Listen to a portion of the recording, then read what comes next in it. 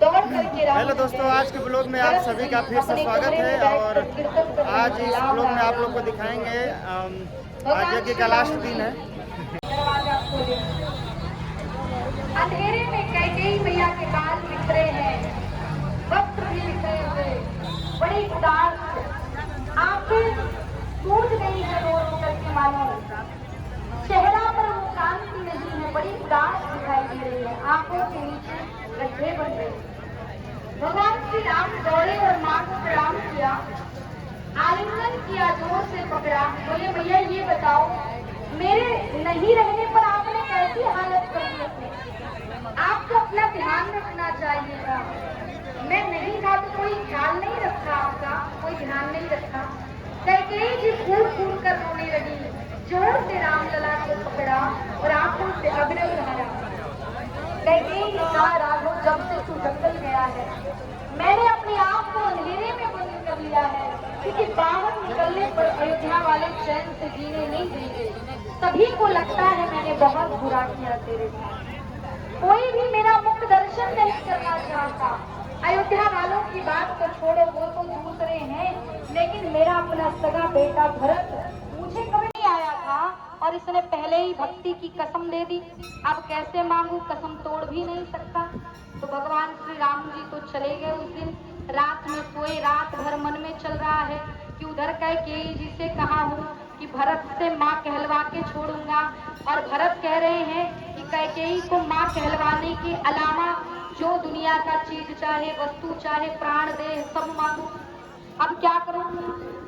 ऐसा कुछ काम करो कि कसम भी ना टूटे, सांप भी मर जाए और लाठी भी ना टूटे। के गोद में सिर रख करके बागीचे में घास पर उनके गोद में उनके पैर पर सिर रख के लेट गए और माँ उनके बालों को प्रेम से सहलाने लगी, क्योंकि राम जी बुलाए हैं तो मना भी नहीं कर सकते। बोले भैया प्रणाम आपको सुबह का मेरा, लेकिन ये बताइए क्यों बुलाया, कोई कार्य है क्या? राम जी ने कहा, भरत ये बताओ इस समय तुम्हें सुबह सुबह में क्या क्या दिखाई दे रहा है? क्योंकि मैंने आँख बंद किया है, मेरे आँख में बहुत जलन हो रही है, टहल टहल के थक गया था, तो मैं मैया की गोद में लेटा हूँ, आँख खोलने का भी मन नहीं कर रहा है, सर में थोड़ी पीड़ा है। ये बताओ इस समय कितना सुंदर वातावरण, सूर्य निकल आया है क्या? क्या क्या दिख रहा है वातावरण में? बागीचे में क्या क्या तुम्हें दिखाई दे रहा है? जरा तुम बढ़िया से मुझे बताओ तो, मैं सुनना चाहता हूँ कि कितनी बढ़िया से तुम बता सकते हो, व्याख्या कर सकते हो।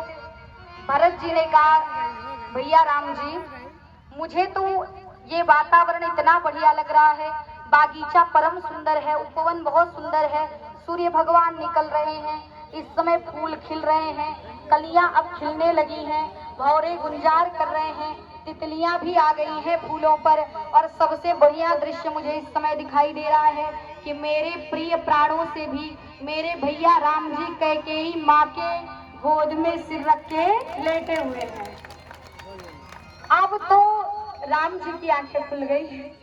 भगवान राम जी ने कहा, क्या कहा भरत, जरा फिर से दोबारा बताना, क्या बोला तुमने? भरत जी ने कहा, यही बोला कि वातावरण बड़ा सुंदर है, सूर्य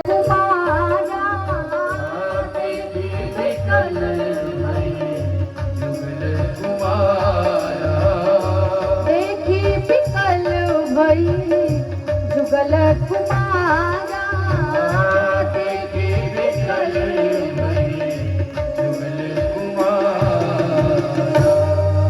ध्यान से समझना, सूर्पनखा रावण की बहन है, और रावण की बहन आज घूमते घूमते पंचवटी में पहुंच गई। जैसे पंचवटी में पहुंची, राम और लक्ष्मण जी का दर्शन कर लिया। और हमारे राम जी कैसे हैं?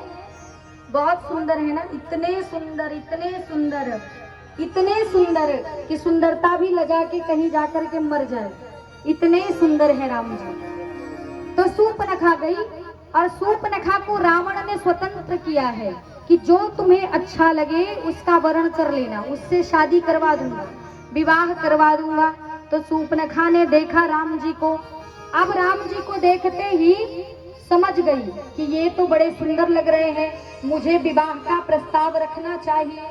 तो बिना बड़ों से पूछे अपने ही चली विवाह करने, और राम जी से जाके कैसे बात कर रही है, ध्यान से समझना।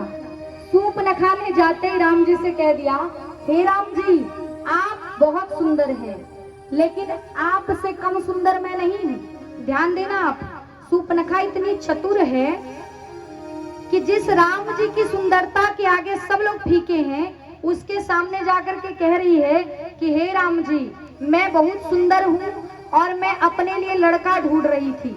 तो राम जी ने कहा, अच्छा, तो मुझे देख करके आपको लग रहा है कि विवाह करना चाहिए?